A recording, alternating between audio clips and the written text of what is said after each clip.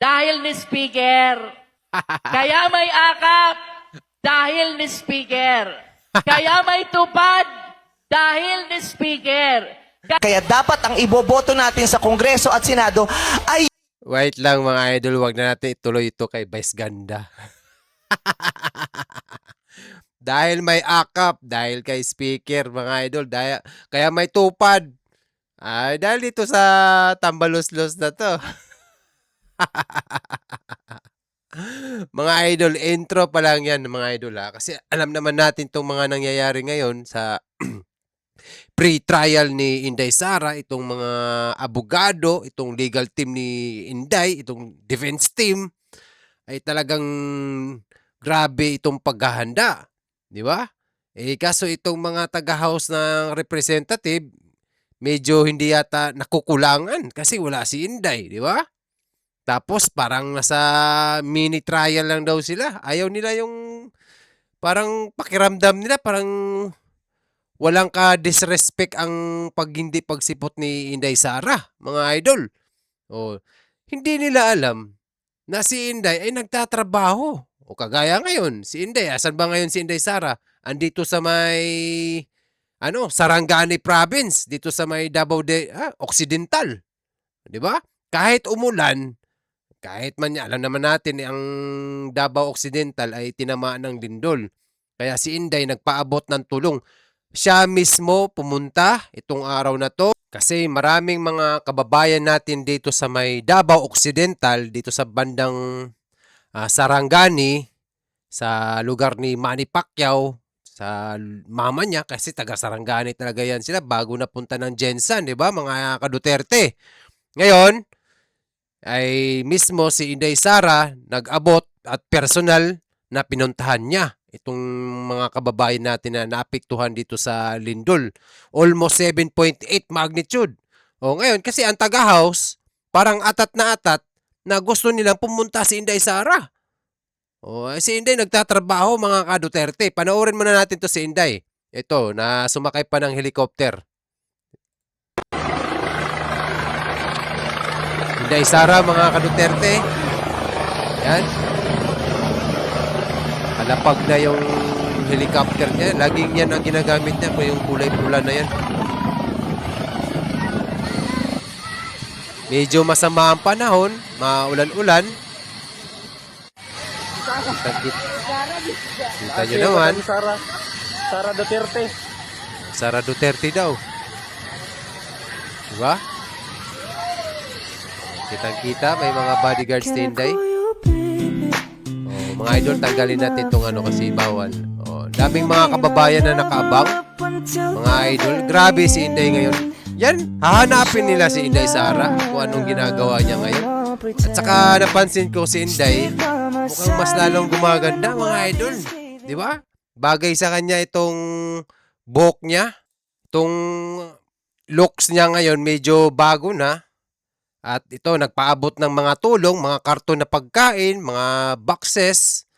Dami nyo, kahit umuulan, masama ang panahon dito ngayon sa bandang Mindanao. Kita nyo naman, daming mga kasamahan ni Inday, itong taga-OBP, at nagtulong-tulong na sila. At andyan din naman yung mga bodyguards si Inday, mga kababayan natin, mga idol. Kita nyo naman, si Inday, kahit umulan, umaraw. Walang pinipili. Kahit sa sulok-sulok ng mga lalawigan dyan, sa bundok-bundok, ay talaga naman si Inday Sara, andyan lagi. Yan, marami kasing naapektuhan na marami ding mga bahay na hindi na pwedeng balikan kasi, di ba? Mahirap. Alam naman natin to ay napakalakas itong 7.8 na tumama dyan. Yan, meron silang mga tent at mayroon silang, yan, nagbigay ng mga tulong si Inday. Grabe mga idol. Tapos ngayon, hahanapin nila ngayon si Inday Sara. Kasi alam naman nila, parang kulang yung trial nila. Itong mga taga-house. Alam naman ito ay itong defense team ni Inday ay napaka-professional. Lalong-lalo na to si Attorney Sheila Sison. Talaga namang makikita mo kung anong yung mga sagot nila at mga tanong. At kaya naman nilang sagutin. 'Di ba? At alam naman natin, maraming reaction, lalo-lalo na itong mga taga-house talaga kasi wala daw si Inday. Parang disrespect. Paano yung disrespect na sinasabi nila si Inday Sara nagtatrabaho? 'Di ba? Oh, ngayon, wala silang mahanap na ngayon, butas. Kasi ang pinag-uusapan pa at lalong-lalo na itong mga balita na wag dapat itong mga impeachment ni Inday Sara patungkol lang dapat kung ano yung mga issue. Wag na nagang lilihis na sa iba. Labas na raw yun. Yun ang pagkasabi ni Attorney Michael Poa. Kasi itong mga taga-house, alam naman natin yan, talagang gagawa ng paraan yan at maraming mga kung ano-ano na lang pinagbabato. I mean, kung ano-ano na lang mga issue na pinag-ano nila kay Inday Sara. Wala na sa linya. Kasi nga, kaya nga meron tinatawag na pre-trial. Diyan, kumbaga maghahain sila, itong mga proseso, itong mga ebidensya, itong mga witnesses, ganun ang diyan. Bago sila pumunta sa Senate. Oh, 'di ba? Ganun lang 'yun. Kaya medyo mainit itong nangyayari kasi alam naman natin itong defense team ni Inday Sara naghahanda na 'yan noon pa. Itong mga ka-Duterte, panoorin natin tong balita ng bilyonaryo, itong nangyari kahapon. Kasi medyo naging topic sila ng issue ito si Jinky Luistro at saka si Attorney Sheila Sinson.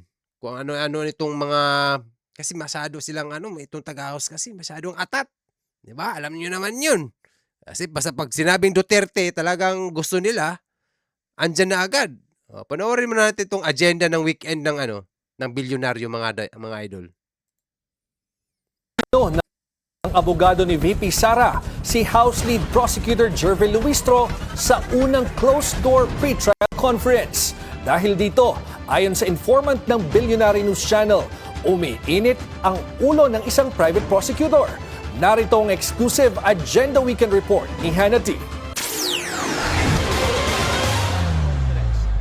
Tila kinain ng buhay ng lead legal counsel ni VP Sara na si Attorney Sheila Sison, ang House Lead Prosecutor na si Representative Jervil Luistro, ganyan kung ilarawan ng informant ng Billionaire News Channel. Grabe naman yun. Kinain ng buhay. Grabe. Iba talaga itong ni Inday Sara, mga idol. Kita nyo, introduction pa lang yan. Tila kinain ng buhay ito si Jinky Luistro. O, di ba? Kita nyo naman yan. Ibig sabihin, talagang itong mga legal team ni Inday Sara, handang-handa na yan. Kasi itong mga idol, pansin nyo itong parang nila, kwarto. Parang nagkakaroon lang sila ng committee hearing lang dyan o parang maliit lang. Kaya nga tinatawag na pre-trial. Wala pa yan sa Senado. Ito naman itong taga-house ay atat na yata. Gusto nilang humarap din si Inday Sara at saka sa Senado na. Di ba? Masyado silang excited. Naku po, kasama pa naman yung mga pangalan dito, yung ibang mga kasama nila. 'Di ba? Pinagbabanggit dito sa 18 Marines, nandiyan sila sila Chua. Sino pa ba yung nandiyan diyan? Mga kasama nila. Dilima. Sino pa ba diyon? Marami yan sila. Yung iba na graduate na lang bago yung iba diyan. Tuloy natin 'to mga idol. Grabe naman 'tong bilyonaryo parang kinain ng buhay. Ang day 1 ng closed-door pre-trial conference para sa impeachment case ng bise. Nangibabaw daw kasi ang defense team sa mga talakayan doon. Unprepared umano para sa informant ang House prosecution sa naging arguments ng defense team ng bise. Nakalaunay, naging dahilan daw para mas maging aktibo si Private Prosecutor Lorna Kapunan sa diskusyon. Period ba ngayon? Mainit ang ulo.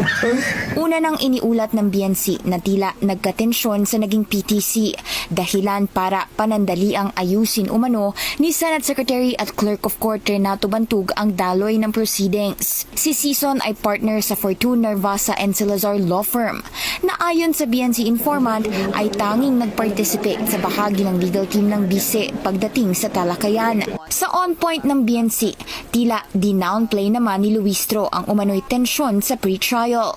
It was between you and Attorney Sheila Huba. Downplay. No, not necessarily, no. I would charge the exchange of arguments as merely maintaining our respective positions, mine for the prosecution and hers for the defense, no? But I do not describe it as tension. It is merely disagreement. Kasi nga, mapapaya kayo kasi hindi kasi kayo prepare, mga taga-house. Yun tuloy, pag pumunta kayo doon sa giyera, dapat handa na kayo. Ito na yung sinasabi ni Inday Sara, bloodbath niya. Tapos, kayo pa yung malakas mag-ano, gustong-gusto nila sa Senado na agad, tapos gusto nila kaharap na agad si Inday Sara. Hindi na alam si Inday, nandun sa nagtatrabaho si Inday. Oo, kaya ganon, wag kasi masyadong nauuna yung excited at maraming sinasabi. Oh, itong mga abogado ni Inday, handang-handa na yan at gustong-gusto na yan makipagbakbakan. Kita nyo naman, oh. Inday Sara nagtatrabaho. Umulan, umaraw, oh. Mga kababayan natin taga Davao Occidental. Kita nyo na si Inday Sara, wala man lang ka-arte-arte. Bagay na bagay pa ka sa kanya yung buhok niya ngayon. Lalong mas gumanda. Oh, pinupuntahan talaga na, inisa-isa niya, chine-check niya. Oh, mga kababayan natin. At nagbigay pa siya dyan na parang palaro. Para maging masaya man lang magkaroon ng buhay itong mga kababayan natin dyan sa Sarangani Province. 'Di ba?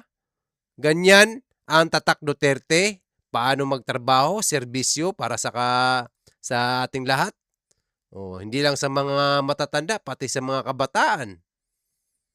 Kita nyo naman mga idol. Sira-siraan nyo lang yung Duterte at hindi nyo matitibag yung tiwala ng taong bayan. Kahit anong gawin nila. Kahit pang ilang impeachment na lang gusto nilang mangyari dyan. Ngayon, nakalusot. Ito nakalusot Grabe, no? Mas inuna pa nila yung impeachment. Tingnan nyo itong mangyayaring flood control. Ewan ko lang. Sana itong Gatchalian Black na tandem Soto, ewan ko. Ewan ko lang talaga kung may mangyayaring maganda. Sana lang, kasi si Gatchalian, kahit pa paano, medyo neutral yun. Kahit pa paano, pero ano pa rin yun. Nandun pa rin yan sa Malacanang pa rin yun. Kita nyo naman, nagtatrabaho ng maayos. Ang mga Duterte, alam na natin lahat to mga idol. Mahirap pa ulit-ulit, masakit sa bibig. 'Di ba? Paulit-ulit na natin. Kahit anong gawin nila, kahit gustuhin man nila tanggalin si Inday, kahit ano-anong mga nagsimula sa magkano ba 'yun? 250 o 260 confidential fund. Doon niya nagsimula. Ay 125 nga lang siguro 'yun 'Di ba? 125 million confidential fund. Wala namang nangyari. Pinatawag itong taga-COA. Okay. Wala problema. Ang itong OBP, walang problema. Pinatawag si Inday. Okay. Sila pang binigyan ng advice ni Inday Sara. Ngayon, dumating yung panahon na nakalusot sila. At kung ano-ano na lang yung pinagbibintang. Obviously kasi itong mga idol, itong mga taga-liberal kasi yan sila mga dilawan. Alam naman natin to, itong mga kabataan party list, mga makabayan black, lahat yan sila may nagpipinance. Alam natin lahat yan sila dyan, ay mga anti-Duterte.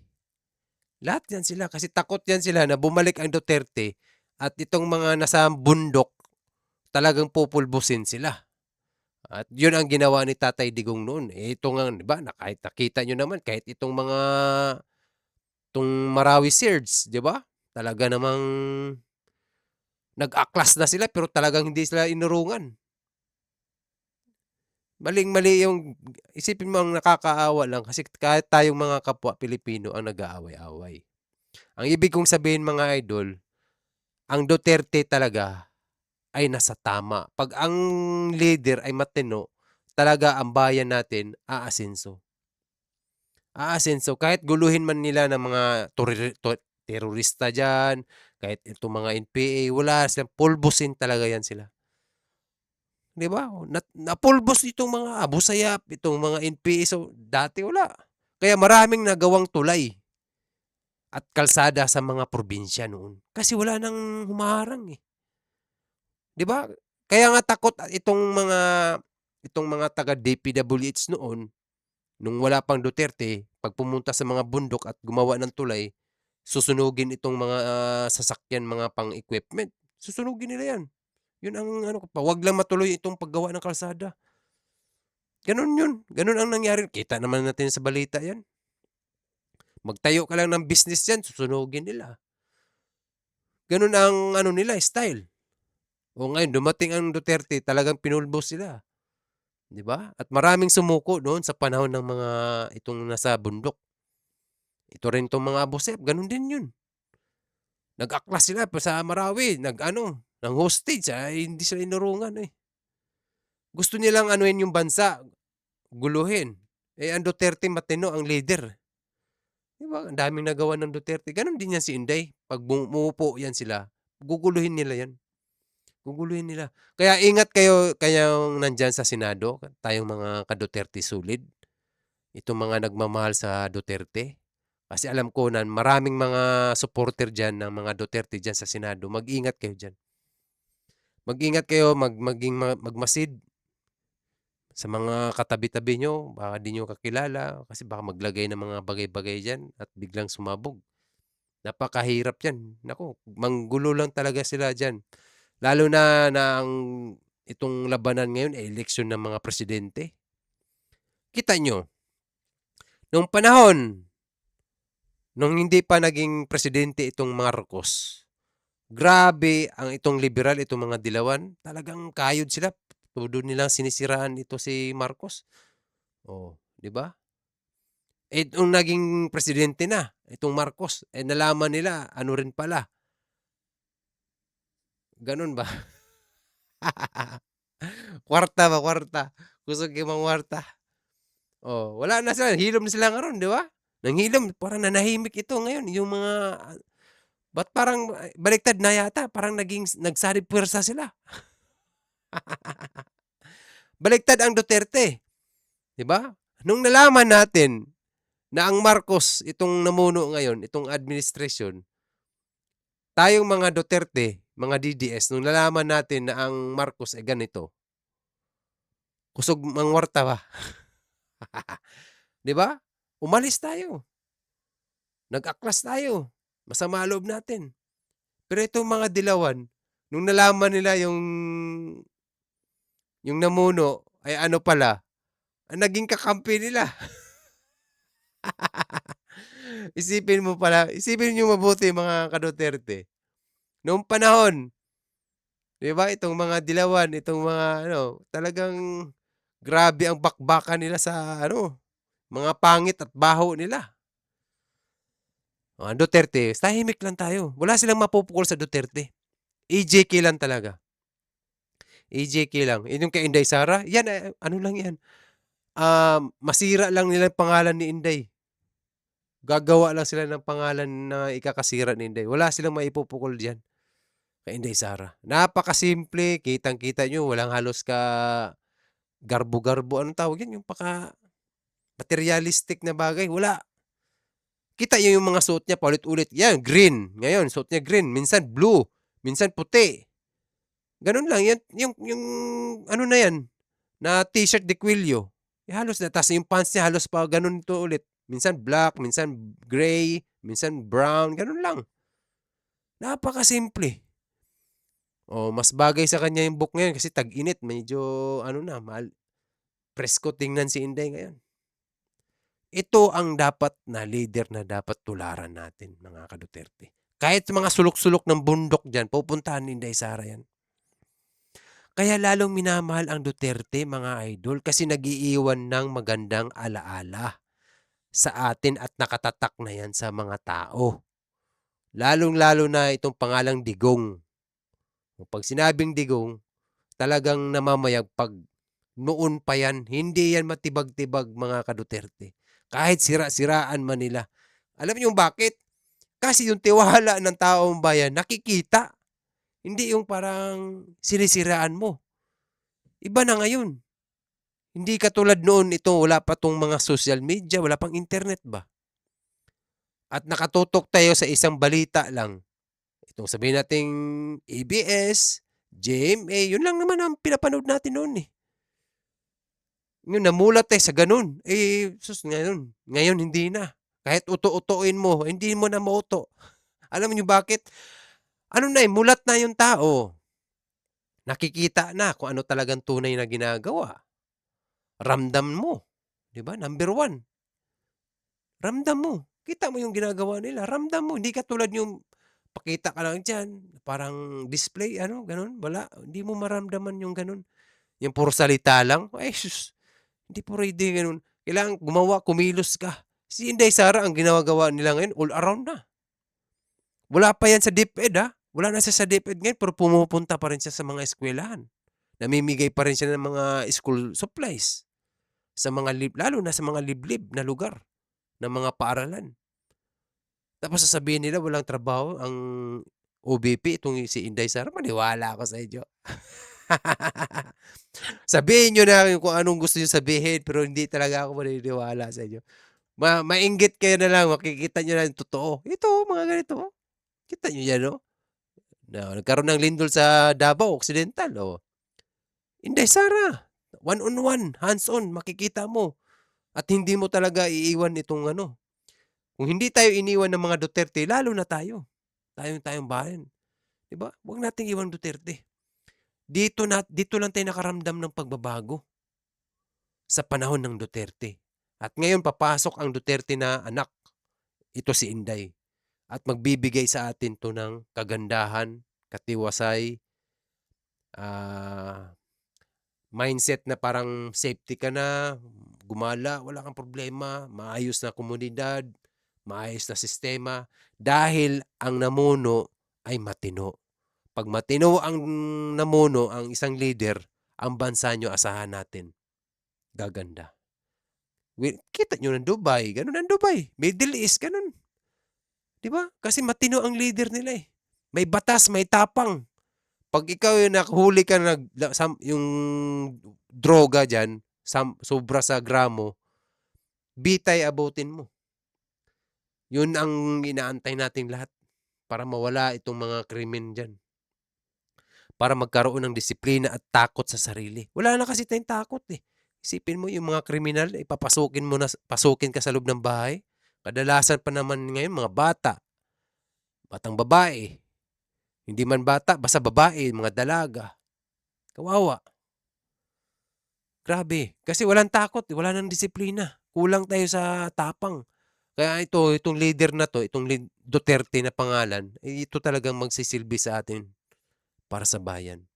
Kailangan lang natin ng tiwala, respeto sa kanila at paninindigan. Talaga namang hindi tayo iwan. Kita nyo naman si Tatay Digong. Ginawa na lahat. Sa ama, pinalibing, pinagbigyan ang nanay. Pinagbigyan ang nanay, magkaroon sana ng trial itong kaso. Pinagbigyan kasi matanda na. Ngayon, sumanib pwersa sa Duterte, binigyan ng pagkakataon, akala natin lahat ay magiging maayos ang bayan natin at lilinisin nila yung pangalang Marcos. Anong nangyari ngayon? Mahirap magsalita, pero makikita naman natin talaga, di ba? We'll see itong mga nangyayari mga idol kasi itong nangyayaring pre-trials. Sa umpisa pala, sa Senado pa lang, kita naman natin, di ba? Nagkakagulo. Sila mismo, mga senador, kaya pala, napangalan dun sa 18 Marines, kasama yung mga listahan nila. Yung mga pangalan nila. Di ba? Mahirap yan. Lalo na si Erwin Tulfo. Dapat, di ba? Kung talagang malinis siya, kasuhan niya itong 18 Marines. At magkita sila sa loob ng Senado. Ganun. Para makita natin kung sino yung nagsasabi ng totoo talaga. Kasi lahat ito mga idol, itong mga nangyari dyan sa Senado, itong mga pre-trial, lahat yan ay patungkol dito sa impeachment ni Inday. Kasi ang mangyayari dyan, lalo na sa Senado, ay ang botohan dyan ay numero. Alam naman natin lahat ngayon ay gatsyal yan. Sana lang ituloy nila itong mga nasimulan na. Itong lalo na sa Blue Ribbon Committee, itong flood control issue. Mga anomaly. Daming mga pangalan dun. Nandun pa yung Pangulo, Speaker, Senador. Si Jinggoy nauna na. Ito kay Jinggoy aligasyon pa lang yun ha. Bung Revilla, aligasyon pa lang yun. Pero sumuko sila. Nagsuot na kaagad ng BJMP na pang-uniforme. Wala kang masabi. Samantalang yung iba dyan, lumipat na sa kabilang partido. Kumbaga, abangan natin to mga idol. Basta importante si Inday, tuloy lang sa trabaho. Ganyan. Yung mga tao ngayon, hindi na tawag yan, hindi na mangmang sa mga nangyayari kasi meron na kasing social media. Nakikita na natin ba itong mga nagagawa at itong mga sinasabi nilang mga paninira, aligasyon, kang ano-ano na lang. Wala na silang maipukol. Di ba? Sabihin man nilang lustay, Inday, lustay. What? Yan, yun sila. Basta trabaho lang si Inday, tuloy lang. Di ba? Ganun lang yun. Kasi alam natin lahat dyan na once makabalik ang Duterte talaga dyan sa loob ng palasyo, maraming mananagot. Marami talagang mananagot dyan. Manda silang lahat. Umpisa pa lang, tinanggal na nila kaagad itong anti-corruption ni Tatay Digong na tinatag. Di ba? Kita nyo naman yun. Itong mga bukas kasi Lunes, paabangan natin to kung anong mangyayari. At talaga namang we'll see.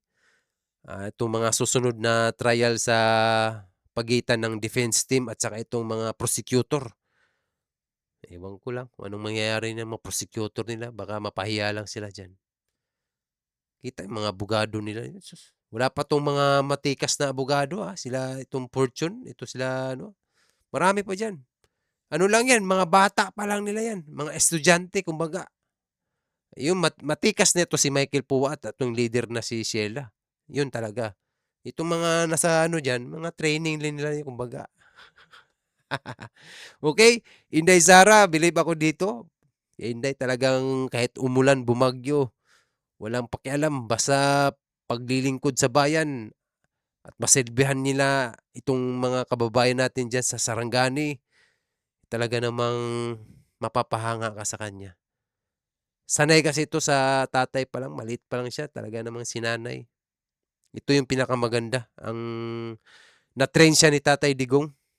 Paano makipagsalamuha. Napaka-importante yun mga idol. Kahit wala tayong pera, kahit wala man tayong dalang malaking ambag, itong pagkain ba, itong mga food truck, mga ganun, wala tayo kasi malalayo yan, di ba? Kahit nga hindi tayo ganun kayaman, di ba? Ang importante yung presensya bilang leader na mararamdaman ng mga taong bayan na magkaroon sila ng inspirasyon, saya, motivation na huwag tayong magpaapekto sa mga nangyari. Ito ay talagang hindi natin mapigilan. Panahon to, itong kalamidad. Patuloy lang tayong mabuhay at magkaroon ng maayos. Laban lang sa buhay. Ganun ba? Kasi nandyan yung leader mo. Hindi kayo iniiwan. Di ba?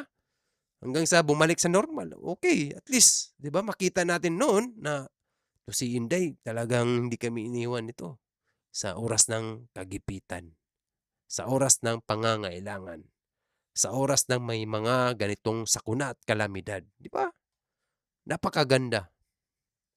Kaya bilib ako, salamat at may leader tayong ganito. Inday Sara Duterte. Ay, happy Father's Day sa lahat pala mga idol. Mga ka-Duterte sulid. Sa mga hindi pa dyan, batiin ko naman kayo. Magandang araw sa lahat. Happy Father's Day. At ako din, ang papa ko nasa heaven na. Thank you Lord. Thank you God. Thank you kay Allah. Maraming salamat mga ka-Duterte. Sulit hanggang dito na lang tayo. Sa mga hindi pa nag-follow, mag-follow kayo. Sa mga nag-subscribe, sa mga nag-follow, maraming salamat po.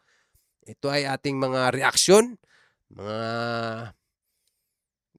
balita na napakainit at talaga namang susundan natin to. Huwag tayong kukurap.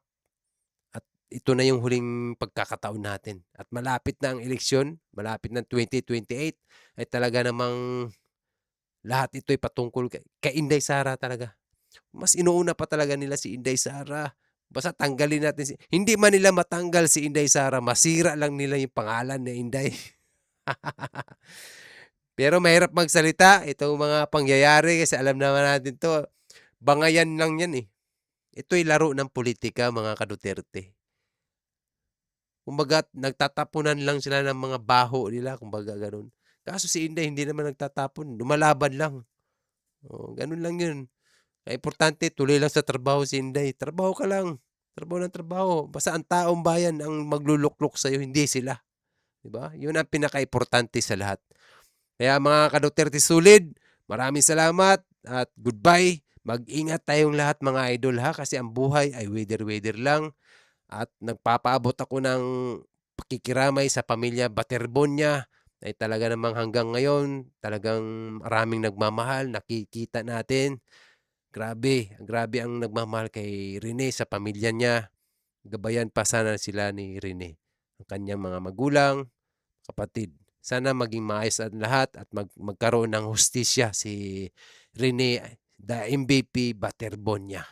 Mag-ingat tayo mga idol. Proud lang ako as a Dabawenyo kasi naglaro din to si Rene sa Dabra, Davao Region at nakaka-proud. Alam naman natin to, taga Agusan del Sur to si taga Talakugon.